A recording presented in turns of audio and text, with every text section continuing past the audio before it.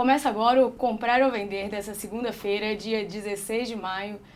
A semana começa com os investidores reagindo aos primeiros passos do presidente interino Michel Temer.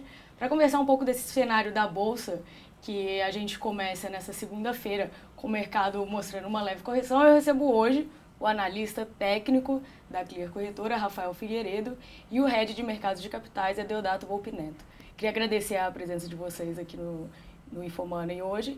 E para começar o dia, acho que o programa, acho que seria interessante a gente comentar sobre esses dias que se seguiram ao impeachment no Senado. O Ibovespa veio de um rally muito forte e a gente vê uma correção da Bolsa até agora. Por que essa correção? A gente ainda vai ter mais uma pernada de alta? O otimismo ainda está aceso no mercado? Correção é contigo. Olha, eu acho que são duas coisas, né? O fato da queda no mercado estar acontecendo, ela, ao meu ver, ela não tem muito a ver com a virada de governo que a gente teve. Eu acho que a virada do governo foi um marco importante, mas o mercado financeiro, a Bolsa, é um processo, né? E é um processo que a gente já veio observando desde fevereiro, onde marcamos um grande fundo e o mercado começou a andar. Boa parte dessa alta foi atribuída a uma expectativa eleitoral, melhor dizendo, uma expectativa por mudança da política econômica, por questões do impeachment, etc., cada vez mais ganhando força, o mercado retomava o seu rally. E por outro lado, que a gente chamava de rally de impeachment, e por outro lado também um reforço muito grande no mercado de commodities, que acabou convergindo também a força para os mercados emergentes, no qual o Brasil participa, e a gente começou a andar. Então, na verdade, por que eu falei processo? Porque o processo foi dado nessas duas etapas, e agora que a gente teve um novo marco na linha do tempo, que foi a mudança, quer dizer, presidente afastada, assume o Temer, nesses primeiros dias, é um primeiro dia que o mercado, primeiro de tudo, na minha opinião, ele se reconhece. De que sentido, né? Tudo aquilo que ele imaginava ou que ele criticava no governo anterior, e dos discursos das lideranças, seja via Banco Central, seja Fazenda, ou seja para o próprio governo, Dilma, quem estava ali, o mercado, na imensa maioria, batia de frente. E agora veio o Meirelles e falou tudo que o mercado gostaria de ouvir. Absolutamente tudo. Vamos ser transparentes, vamos levantar todos os dados. Eu acho que não é hora da gente começar a traçar um plano de metas enquanto a gente não tem todas as ferramentas na nossa mão. Então, na verdade, eu acho que esse momento, principalmente nessa semana, e o mercado está dando um tempo, até mesmo para eles, reorganizar os pensamentos. Os discursos eu acho que não vão mudar, porque eles começaram bem animados, bem otimistas. Então, propriamente dito, da correção de mercado, para responder a sua pergunta, ela muito tem a ver com o mercado lá fora. Assim, as commodities, à medida que elas vão piorando um pouquinho, acabam enfraquecendo o mercado, o Ibovespa. O mercado passa um determinado tempo, o mercado busca alguma correção, e eu acho que essa correção é muito mais do que bem-vinda, muito mais do que necessária, até para que esse processo que eu comentei continue e que a gente venha fazer novas máximas. Eu estou numa zona bastante otimista, acho que o governo veio num clima bem, eu acho que bem amistoso, ele não veio com o pé na porta, ele está meio cauteloso nos seus discursos, e falta as ações, obviamente, tem muita dificuldade pela frente, mas eu estou bem animado. O mercado corrige, eu acho que é mais uma oportunidade para uma compra mais adiante. E, Adeodato, a gente pega os relatórios que saíram pós o impeachment ser aprovado, o afastamento da Dilma, e a gente vê um otimismo do mercado, é praticamente generalizado uma visão otimista que se tem com a Bolsa. Semana passada saiu um relatório divergindo disso, um relatório de um banco canadense divergindo desse otimismo e colocando um pouco mais de dificuldade, que o mercado estaria ali precificando uma equipe econômica com 100% das atitudes para o mercado, que tudo fosse correr bem, que nenhum erro fosse passar na equipe do Temer, está totalmente alinhada, técnica ali, para o que o mercado quer ouvir. Agora, você acha que teria um espaço para um erro do Temer, ou o mercado está realmente comprando essa ideia que vai sair 100% perfeito? Paula, eu acho que hoje esperar que vai ser 100% perfeito era antes uma ingenuidade e hoje é ainda maior. Quando a gente fala eu passei esses meses todos, e aliás, quantas vezes nós dois falamos sobre isso, ao longo desses meses em que muita gente estava colocando no preço e na expectativa um positivismo e um otimismo do qual eu e o Rafi particularmente a gente compartilha, e essa é uma das coisas em que a gente se alinha muito, mas a linha do tempo é muito diferente. As pessoas precificaram e entenderam o mercado como se imediatamente após a assunção do Temer tudo tivesse resolvido. E não é assim, é um processo, como ele falou, longo, penoso, e dizer assim, quinta-feira, quando eu saí daqui, me perguntaram o que está acontecendo com o mercado? Eu falei, o mercado está sendo o mercado. Né? Era natural que isso acontecesse. A gente ouviu gente vendendo terreno no céu, entendeu? Pós-impeachment. E não é assim. É um processo de ajuste fundamental. O rumo da economia, o rumo das contas públicas, o rumo da capacidade ou do quadro do ambiente para uma recuperação econômica estava completamente equivocado e estava nos colocando em um ponto em que o ciclo de volta era muito longo e muito penoso. Então, acho que essa é, sim, a hora de olhar com toda a clareza. Acho que esse aspecto do discurso foi sensacional. Eu até disse aqui na quinta-feira contigo e com o Celso, eu disse que eu não sabia se o governo gastaria um cartucho político para piorar a previsão de meta fiscal desse ano.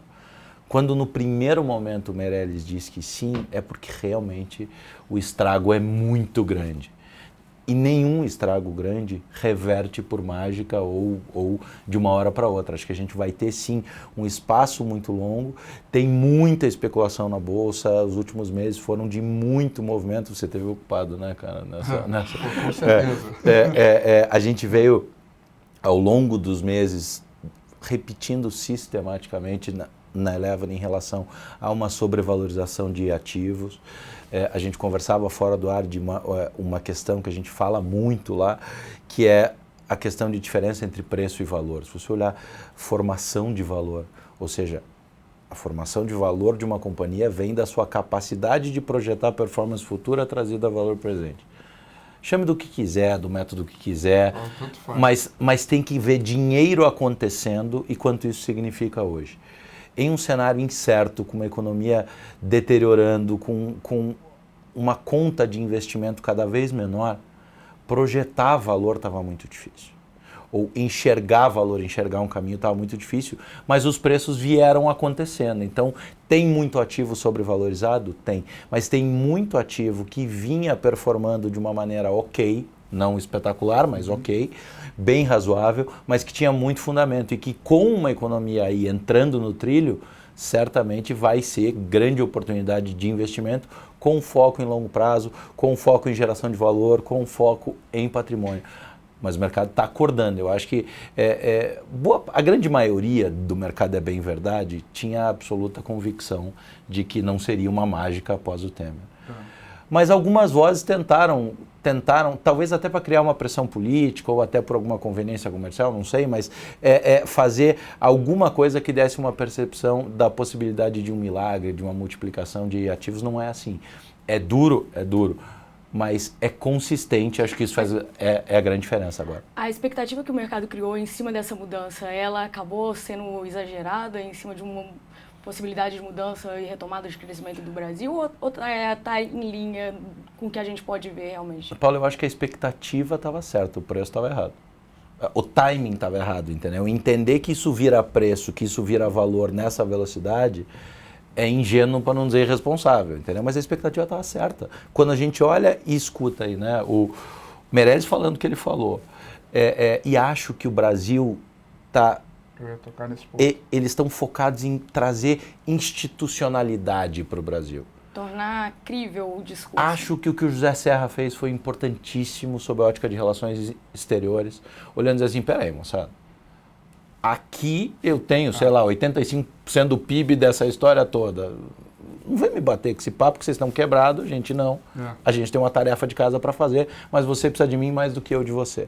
Acho que a presidência, a instituição presidência e a economia brasileira foi muito machucada na sua institucionalidade. Acho que a gente está tendo isso de volta, isso é mandatório para qualquer curva de crescimento reaparecer. Ele tocou num ponto do caso da sociedade, que eu acho que também acaba sendo bem sensível, é que o momento da sociedade hoje, e até um pouco mais da comunidade financeira, é um momento de muito mais exigência, porque se todos os problemas foram colocados à tona, até por quem está hoje no governo, então, de alguma maneira, há como a sociedade financeira cobrar isso, de alguma maneira. Então, se você olhar, por exemplo, ontem, o Temer foi no Fantástico, fez a sua reportagem e houve um panelaço. Do ponto de vista do mercado, eu adorei o panelaço. Mas por que isso? Porque vai deixar eles o tempo todo com os olhos bem arregalados, se não há espaço para erros. Não tem zona de conforto. Então, precisamos ser cautelosos, precisamos ser o mais transparentes e, na medida do possível, quando eu tiver algo factível, eu vou jogar, fazer a comunicação correta e vou executar até o final. Esse tipo de situação traz a confiança, que eu acho que é o marco inicial para startar todo o processo de economia, do crescimento econômico, de mercado. E, sim, por mais que haja especulações de preço ao longo do caminho, o start vem dessa volta da confiança.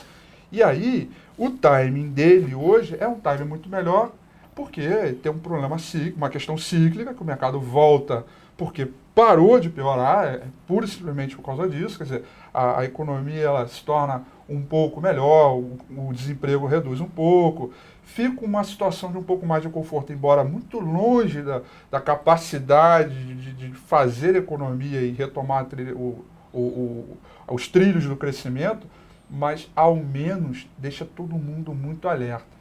Então, na pergunta que você fez até para ele no início, falou assim, há espaço para erro? Não há espaço para erro. O tempo é curto, ele tem que focar na prioridade.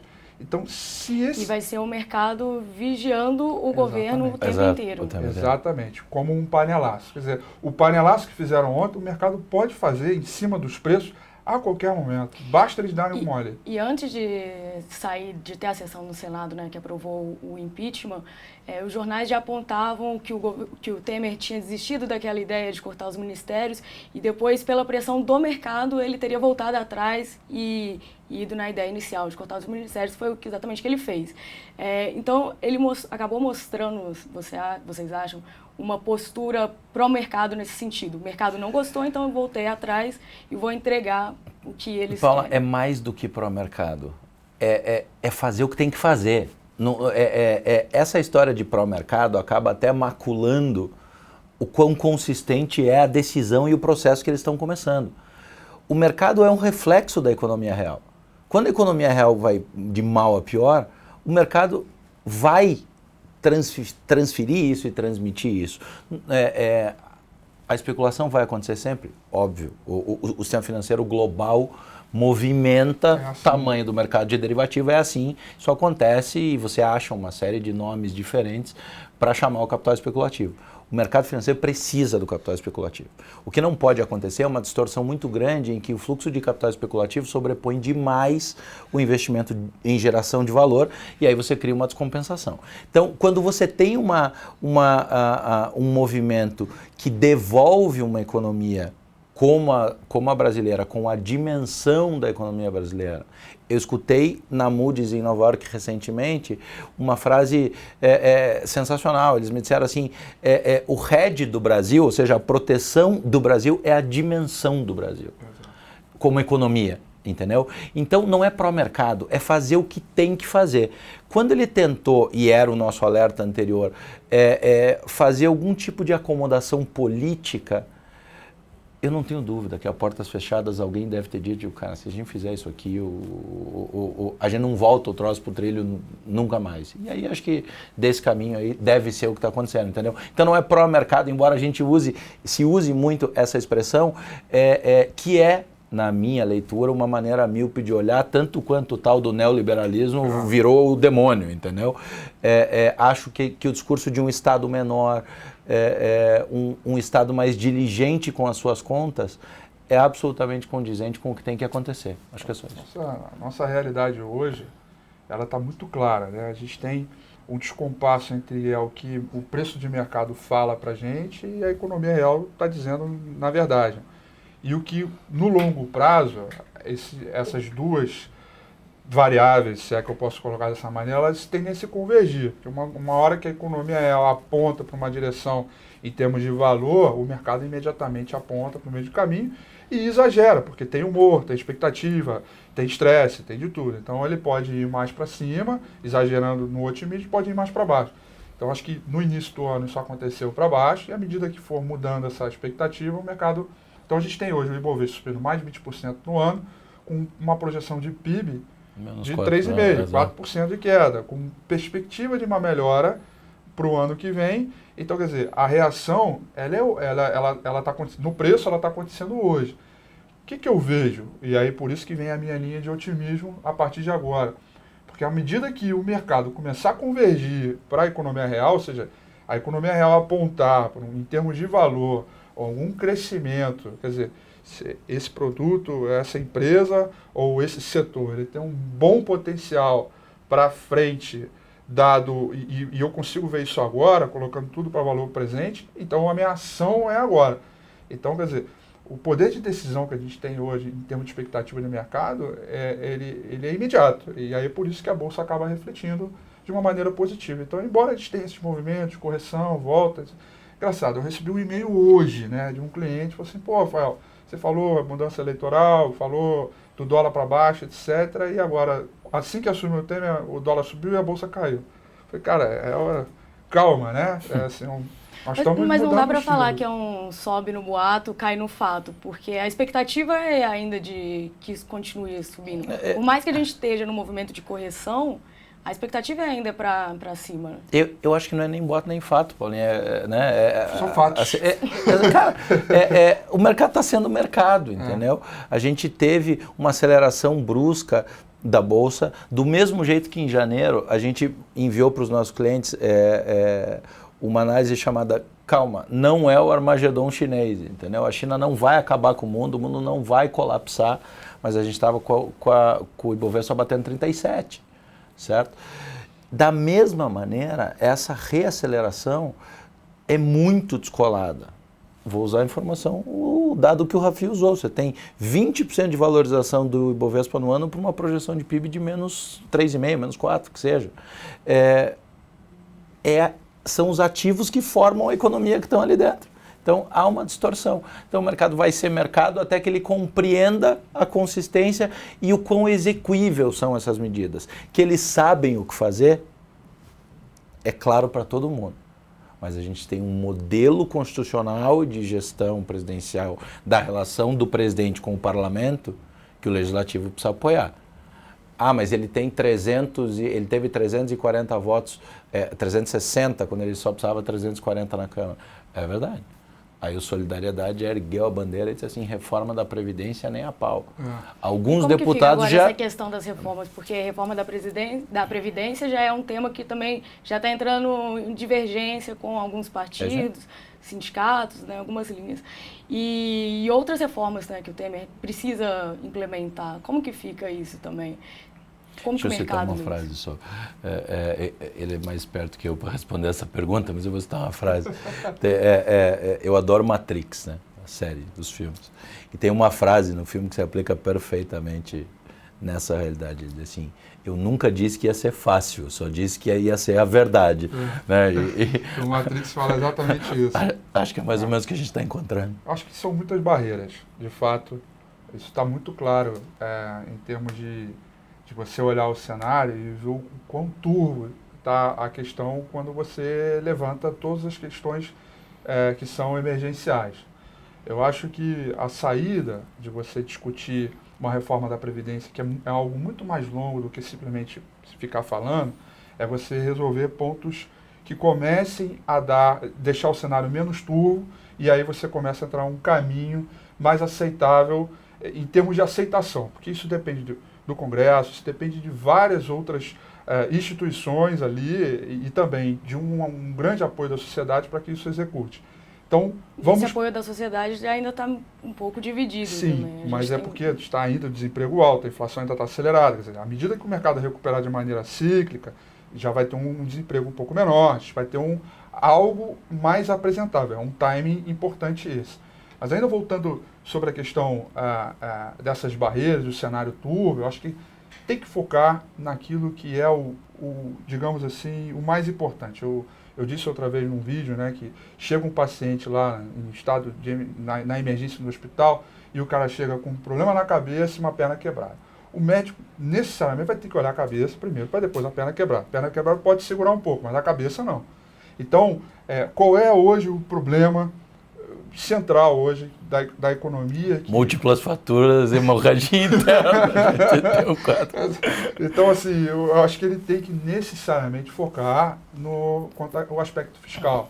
Eu acho que é isso que ele tem que apresentar. Porque à medida que ele começar a sinalizar que ao longo do tempo a trajetória da dívida pública começa a ter uma curva descendente, você vai saber quanto vai estar a inflação, quanto vai estar o câmbio daqui a um ano. Quer dizer, variáveis que são bem voláteis e que costumam trazer muita incerteza, podem ficar mais quietas, digamos assim, e aí o empresário tira o dinheiro do bolso, o excesso de liquidez que tem no mercado lá fora acaba vindo, o Brasil acaba servindo como colchão para receber esse recurso, e aí questões como essa, de reforma da Previdência, reforma tributária, diversas reformas que são sensíveis para diversos segmentos da sociedade, do empresário, etc., vão começar a entrar num ambiente melhor de discussão, porque coisas primordiais foram resolvidas. Então, a minha visão em termos de mercado, ataca o fiscal primeiro, coloca essa casa relativamente em ordem,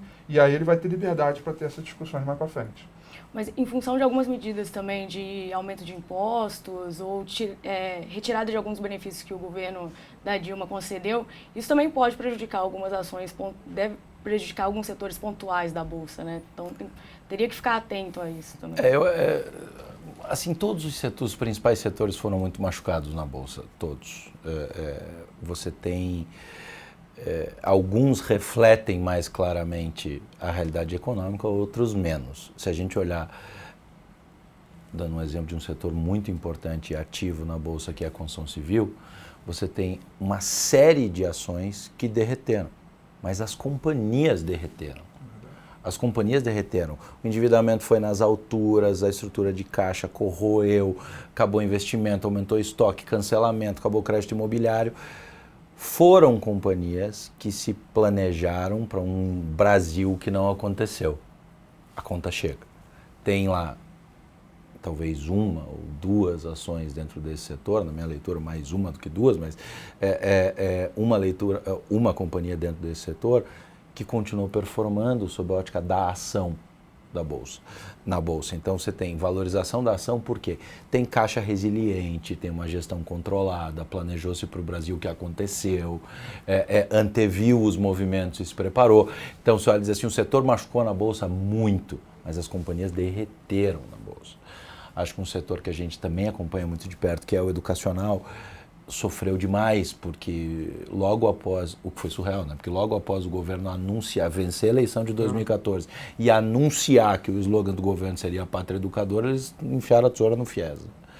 FIES, Pronatec, tudo que foi bandeira de campanha foi retirado. Esse setor apanhou, e eu acho que daqueles que surpreenderam, que estão menos expostos a commodities, foi o setor mais violentamente agredido dentro da Bolsa.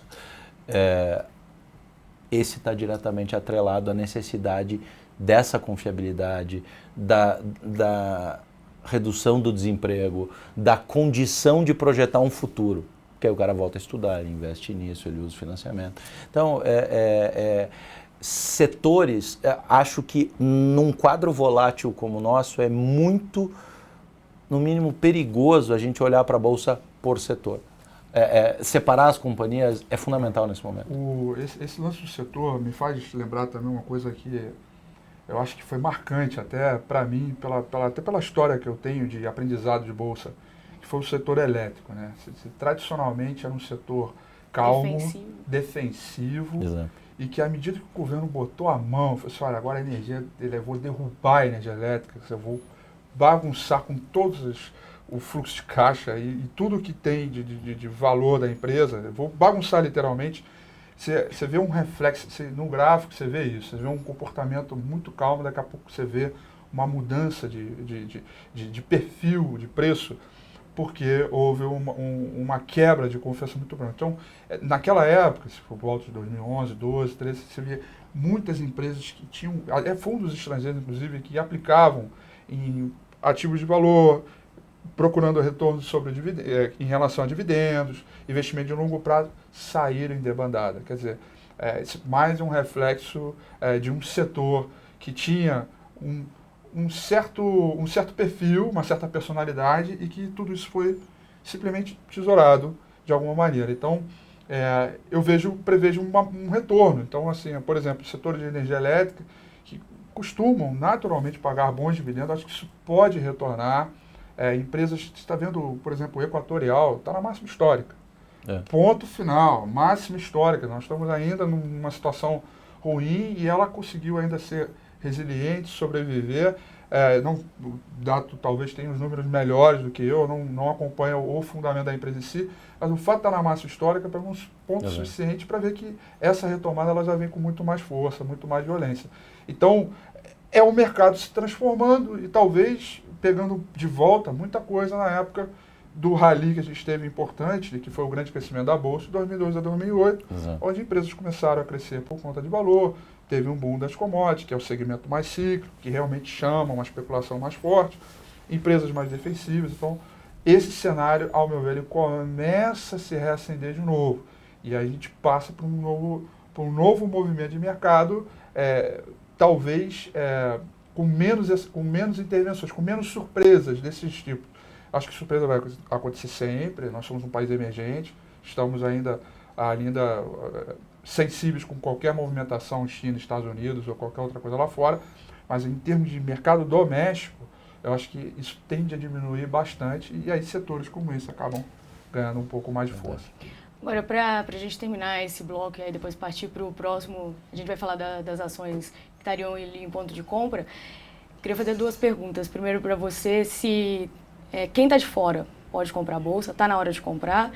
E para o Rafael, a gente começou falando desse rally, veio aliado com o rally das commodities também. Então a gente pode esperar mais para frente também o rally na expectativa do Brasil melhor vir também aliado a uma continuidade do rally das commodities? Sim. Bom, a questão do rally das commodities, há um tempo atrás eu ainda até fiz um estudo, né, falando do comportamento da Petrobras, do petróleo em relação ao nosso mercado, né? Então, eu peguei o petróleo e o EWZ, fiz uma correlação linear dos dois, encontrei um R2 que é de 90%. Ou seja, 90% que a gente vê de oscilação no EWZ, que é o Ibovespa negociado na Bolsa em Nova York, corresponde às oscilações que vêm do petróleo. Então, eu fiz esse mesmo estudo para o mesmo período do ano passado e para o ano retrasado, que era R2 de 10%, o outro era de 22%. Ou seja, nós estamos em um nível já de mercado muito mais próximo desse período que você falou, de 2012 até 2008. Então, no meu clima otimista, eu imagino que sim. Agora, não dá simplesmente para retomar só a economia doméstica e dizer, olha, o rally é nosso e que depende também de um cenário internacional que ainda está meio travado, né? A gente tem um Japão com muitas dificuldades de reacender sua economia, a gente tem a Europa, programas de incentivo o tempo inteiro e a economia ainda não se tracionou, a velocidade do crescimento econômico dos Estados Unidos não está ali no pleno vapor que se espera, em termos até mesmo pelo lado do consumo, para jogar a inflação para cima, que é o que eles esperam. China, uma verdadeira carta coringa, sábado agora saiu dados de produção industrial abaixo do esperado. Quer dizer, às vezes está indo bem, às vezes está indo mal, então vai depender um pouco também desses grandes players para impulsionar o nosso mercado. Agora, se tudo vier em linha de um novo crescimento, que talvez não seja por agora, ainda esse ano, com muita dificuldade da economia internacional, mas para o ano que vem, esse rally pode voltar. Aí a gente pode se engrenar de novo num perfil muito próximo daquele de 2002 até 2008. E antes de passar para o Deusdado, qual que é o seu patamar para o Ibovespa? Bom, o meu primeiro objetivo ali é 57,200. Né? Ainda é um objetivo curto, que como eu gosto de dizer, né? Eu gosto de matar um dragãozinho por vez, porque ainda na minha mente, a psicologia de mercado, eu trago ainda os resquícios do movimento de mercado de antes, que era passo por passo. Eu acho que em termos eu tenho na minha cabeça, na época do Levi, o Levi vai assumir, a Bolsa foi direto para 58 mil pontos, né? Então, tem ali 1.000 pontos para cima ou para baixo desses 57.200 que eu tenho ainda no curto prazo, por conta só daquela mudança de expectativa, de que o Levi poderia talvez convencer e mudar um pouco a política econômica, e aí transformar o mercado muito mais numa economia de mercado e a coisa ia melhorar. Não foi o que aconteceu, a Bolsa devolveu. Então eu tenho pelo menos esse patamar como o primeiro objetivo. Agora, à medida que aquele do processo que eu falei, à medida que o mercado for apontando para a economia real, certamente a gente pode falar em 63, 65 mil pontos, é muito cedo ainda, mas já é uma coisa que começa a piscar no radar à medida que o tempo for passando. A vontade que eu estou de te abraçar é incontrolável. É contagiante. Sou pitaquiano na resposta do Rafinha. Em relação a commodities, eu vejo uma separação muito clara. Eu acho que o petróleo tem hoje um nível em que, salvo aquelas discussões ali dentro da OPEP e excesso de produção, sobra ou falta, é mais ou menos onde ele vai estar num ciclo curto. Acho que a alta do minério foi muito mais forte, muito mais rápida e é um pouco mais frágil, porque ela está mais ligada aos processos de fundamento econômico dos gigantes, né?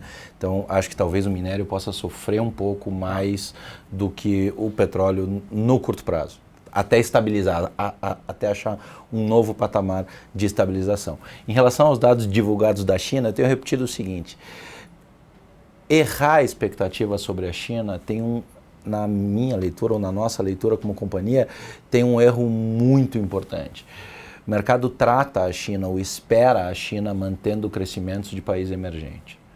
Se usar, eu não gosto, mas se usar a paridade de poder de compra, a China está assumindo o número 1 do PIB do mundo. Então, esperar que o cara que tem o maior PIB do mundo, ou o segundo maior PIB do mundo, vá manter crescimento de emergente ad eterno, acho que precisa entender que a China está mudando de patamar, a aceleração foi rápida e que há um novo nível de crescimento e de desenvolvimento para aquela sociedade.